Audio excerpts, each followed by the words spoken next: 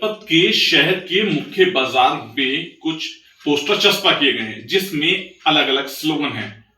मेरे साथ बात करने के लिए पोस्टर लगाने वाली महिला है रीता पाल जी। जिस तरीके से मुख्यमंत्री के बयान और वही बयान के स्लोगन आपने शहर में लगाए हैं, क्या कुछ संदेश देने की कोशिश की गई है? देखिए, मैं ये संदेश देने की कोशिश कर रही हूँ। और आप जो कह रहे हैं कि मुख्यमंत्री जी के बयान, देखिए, मैं योगी आदित्यनाथ जी मेरे बड़े भाई की तरह हैं और योगी आदित्यनाथ जी ने जो बयान दिया है वो बिल्कुल सही बयान दिया और मैं उनका पूरे तरीके से समर्थन करती हूँ और उनको अपना आदर्श मानते हुए मैं यह बात कहना चाहती हूँ कि बटोगे तो कटोगे, एक रहोगे तो सेफ रहोगे। मेरा भारत देश विविधता वाला देश है और इस देश में सभी धर्मों के लोग रहते हैं। ऐसा कोई दूसरा देश नहीं है जहां पर सभी धर्मों के लोग प्रेम सौहार्द से रहते हूँ। तो मेरा सभी धर्मों के लोगों से यह कहना है कि आपस में एक दूसरे पर कटाक्ष ना करें, एक दूसरे के धर्म का विरोध ना करें, एक दूसरे का किसी भी तरीके से कोई विरोध ना करें और सब मिलजुल कर अपने धर्म का पालन करें और प्यार और प्रेम से रहें और 2027 में तीसरी बार माननीय योगी आदित्यनाथ जी को भारी मतों से विजयी बनाकर तीसरी बार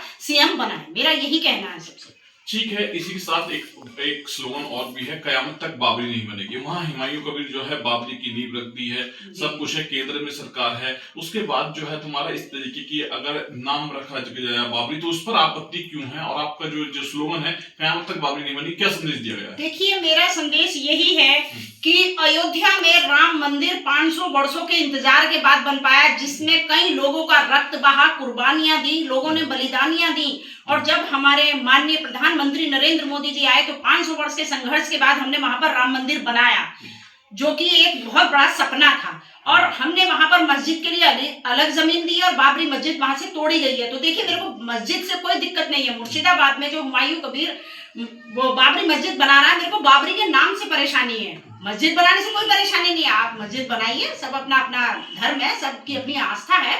मेरे को बाबर के नाम से है, क्योंकि बाबर का नाम तो देश से हम नहीं चलने देंगे। और अगर बाबरी मस्जिद बनती है तो सबसे पहला हथौड़ा तो रीता पाल ही मारेगी वहां पर जाकर। रीता पाल जी, इसके साथ एक और आपने चुनावी घोषणा भी कर दी है इसमें जी, तो क्या उद्देश्य है चुनाव को लेकर? लगातार इस तरीके से बात करें, क्या कहेंगी?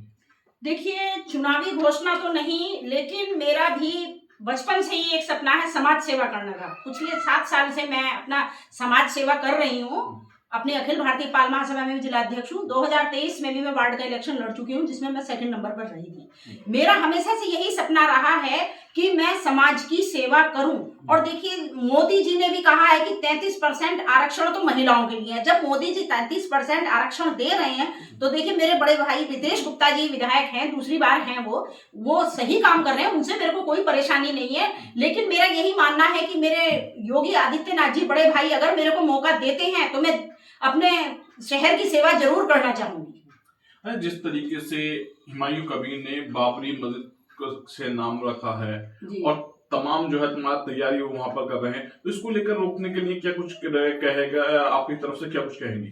देखिए, मैं अपनी तरफ से यही कहना चाहूंगी कि हुमायूं कबीर को अभी भी समय है तो वो मस्जिद नहीं बनाए, क्योंकि अगर वो बन भी गई तो जैसे बाबरी मस्जिद अयोध्या से हमने ढहा दी है, ऐसे ही हम वहां पर भी सब लोग संगठित होकर हम बाबरी मस्जिद वहां पर भी नहीं बनी रहने देंगे। मस्जिद से आपत्ति नहीं, नाम से? हाँ जी, बाबर के नाम से आपत्ति है हमको, क्योंकि यह देश बाबर का नहीं है।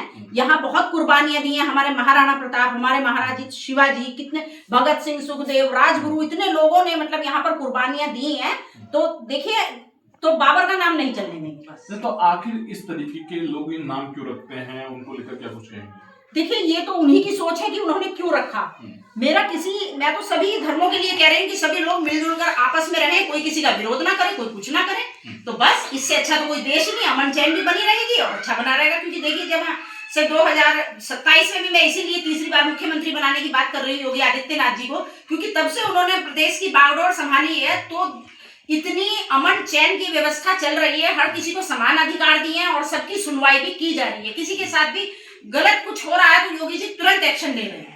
बटोगे तो कटोगे, एक रहोगे तो सेफ रहोगे, ये नारे का क्या मतलब है, क्या दिया गया? बस मेरा यही मतलब है कि जितने सभी धर्मों के लोग रहते हैं, सभी प्यार से और भेदभाव को भुलाकर एक दूसरे के गले लगे, एक दूसरे की हेल्प करें और सब लोग मिलकर रहें, ताकि और देश जो हमारे भारत की छवि है और देशों में वो ऐसे ही बनी रहे।